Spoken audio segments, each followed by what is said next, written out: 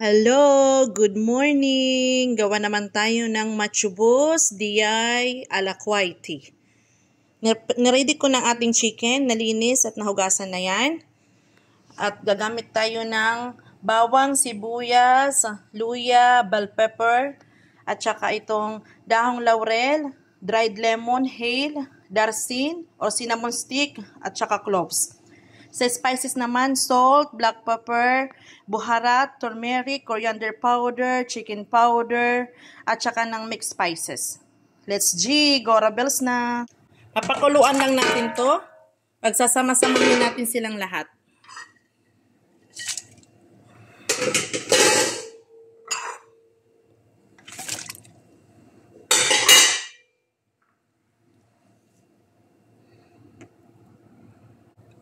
Antayin lang natin siyang kumulo at lumambot ng mabuti ang ating chicken.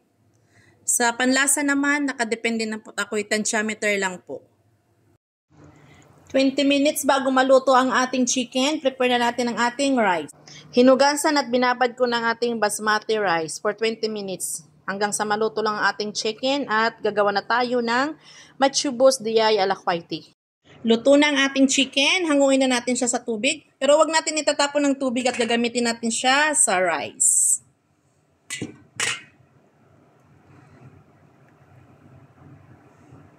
Sa kaldero, balik lang natin ang ating sabaw na ginamit kanina sa chicken. Pakuluin lang natin yan at ilagyan na natin ang ating basmati rice na nakababad kanina.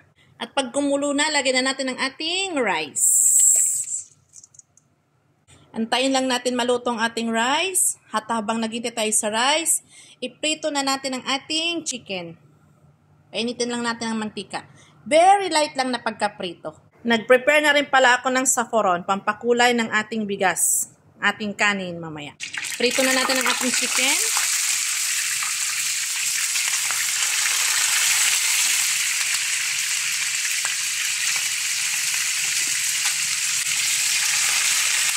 Balik ka rin lang natin. Ganyan lang. Hanggang sa pumula lang siya ng konti.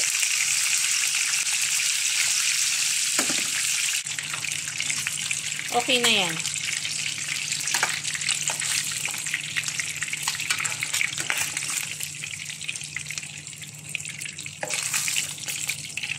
Pag ready ng ating rice, lagayin na natin ang ating saffron.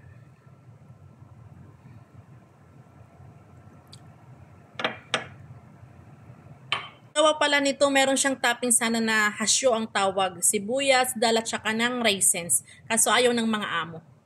Lagay natin sa ibabaw ang chicken. At ready na ang ating machubos DI alakwiti.